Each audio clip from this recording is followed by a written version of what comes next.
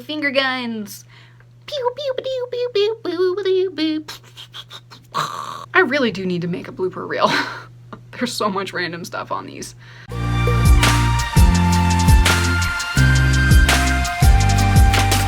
I kind of want to do the hair flip. I think I'm going to do the hair flip.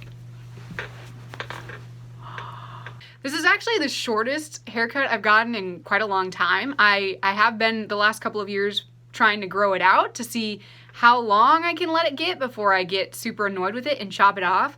Like, y'all out there with mermaid hair, I don't know how you do it because it gets everywhere, it takes forever to dry and do, and then when you put it up in like a ponytail all the time like I used to do, you get these like stupid things that stick out on the side. Like, no. Perfectionist Annie is not here for that. Since I got a haircut, it kind of got me thinking about how much of a hassle it must be to try and maintain a secret identity when you're secretly a superhero, like me. I guess technically mine isn't a secret identity since anyone can come onto this YouTube channel and I talk about it all the time. We won't worry about that.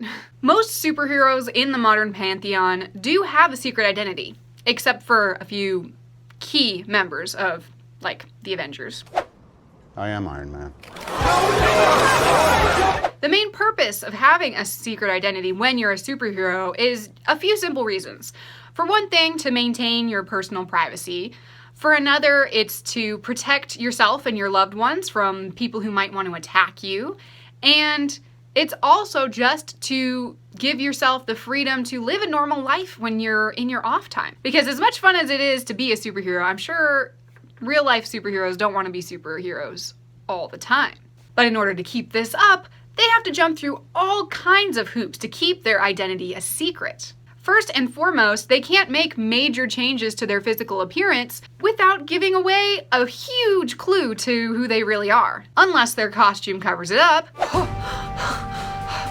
Oh my gosh! Don't worry, citizen, you're safe now. Thank you for saving my life. Hey, nice haircut, by the way. You know, my friend got like the exact same haircut just like 2 days ago. Oh, really? It's uncanny, really. Well, your friend must have, super good taste. Super Annie out.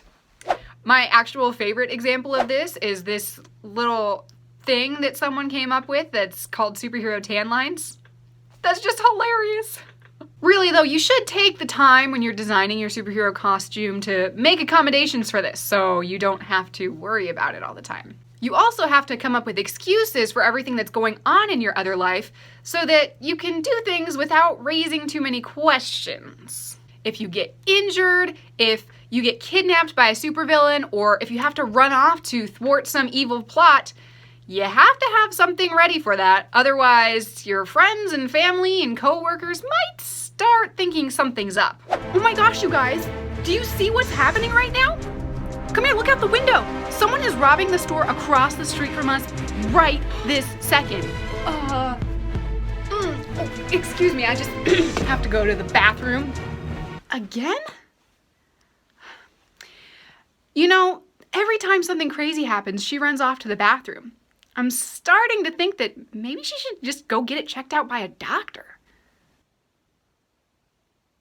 Seriously though, IBS is a real disease and I probably shouldn't be making a joke out of it, but it's too good to pass up.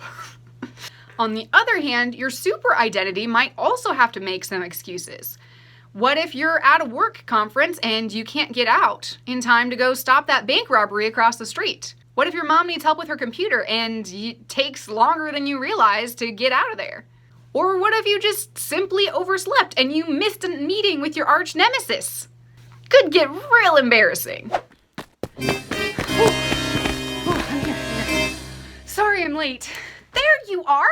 It's about time! I've been waiting here for over an hour. I was starting to worry that maybe saving the city wasn't your top priority anymore. No, it is, I promise. It's just, last week I got a new puppy, and she's so cute and adorable, but she's still kind of in potty training, and she keeps chewing on all the furniture. Puppy? Yeah, Her name is Pizza, and she's so cute. Do you want to see some pictures? Yeah, let me see. Probably the biggest problem is that you also have to maintain information between your two separate lives. When you're hanging out with your friends, you don't want to accidentally drop some insider information on the world of superheroes or accidentally use your superpowers in a way that you really shouldn't be able to, or act real superheroic in some circumstance that doesn't really need that kind of attitude.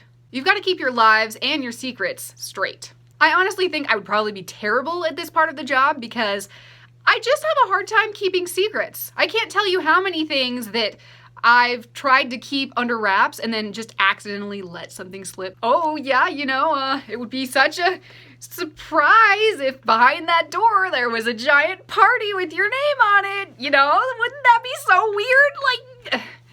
I'm sorry guys, I just get too excited. In the end, the people who really know you and love you and care about you would end up figuring out your secret identity anyway. That's the great thing about living a Christian life, is that you can just go around showing God's love to people with no barriers. You really shouldn't play down your Christianity when you're around your non-believing friends. Just like you shouldn't play up your spirituality when you're around really strong believers. God's love should just shine through you at all times in every aspect of your life. That's exactly what he made you to do. That's part of the reason why the superheroes that I create in the Fearless 9 universe generally don't have secret identities. I mean, just think about it. When police officers or firefighters or lifeguards go out and do their job, they put on their uniform and they do the work of saving and protecting lives. When they get off duty, they take their uniforms off, but that doesn't mean they stop being superheroes. If they see someone who's in need and they can help them, they step right in, no matter what time it is. And that's the same kind of thing that we should do when we're living the Christian life. When we see someone who is in need of spiritual guidance, we should step in whenever we can to help them out. When the Holy Spirit is guiding us to do something, there's no time frame to tell you to stop.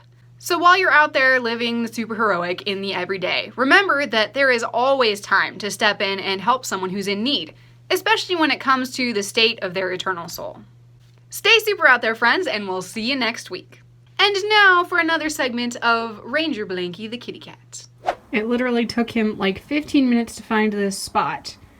But seeing that everywhere else the only spot he can sit on is my keyboard, I think this is a pretty good location. What do you think, Ranger Blanky? Hi, kitty cat. Are you happy there? Are those purrs that I can hear? Yeah.